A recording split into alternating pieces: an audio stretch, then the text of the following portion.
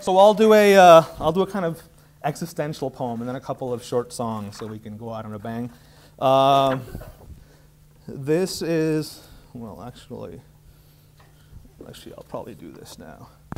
I'll just read a couple of these. This is actually something new. It's not in the book, but I wrote it inspired by the University of Puerto Rico strike in December and January, so it seemed fitting in terms of what's happening today. I'm trying to think of what a university is and what a kind of social body is and how messed up both of those things are, but where that leaves us. And so the poem I kept thinking back to was that I heard a fly buzz poem by Dickinson.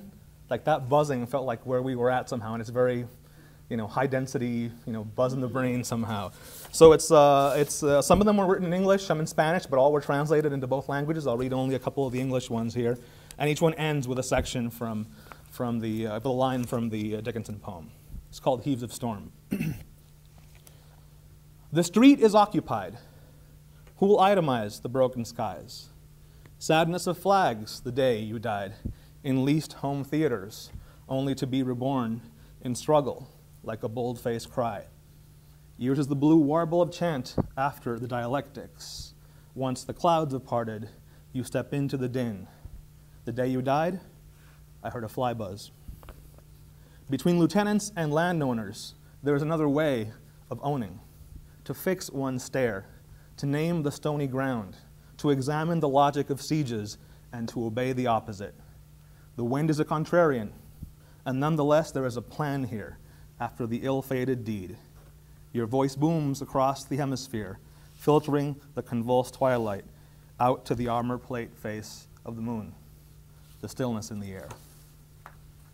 Suppose we ask a different question, one inspired by your march through empire's sunscapes, Tunis, Cairo, San Juan, and back into the island sans elixir. The island is a buzzing temporal lobe, a wound, the one you carry like an emblem, a dead language decoded, a shared shudder, a homeland in absence, a beautiful disquiet between the heaves of storm. You are the true plot, blood and sky, and the provisional song that you and yours claim as a new language, a blue-black dwelling rising out of the throng without delay, with an eye to revealing the innards of the suit worn by the rats under the multinational sun. You and yours dare to lose your way, stealthless in the city, until you saw yourselves over the shadow, and breaths were gathering sure. 1,000 years ago, students claimed the streets in Bologna and Salamanca.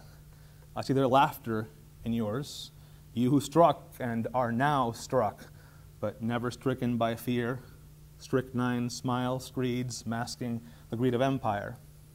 And like your predecessors, you go like flies on a corpse reanimating marrow. The home theater is empty now. Your scream pierces the screen in the hour of coronation, for that last onset when the king be witnessed in his power. So I'll leave it there.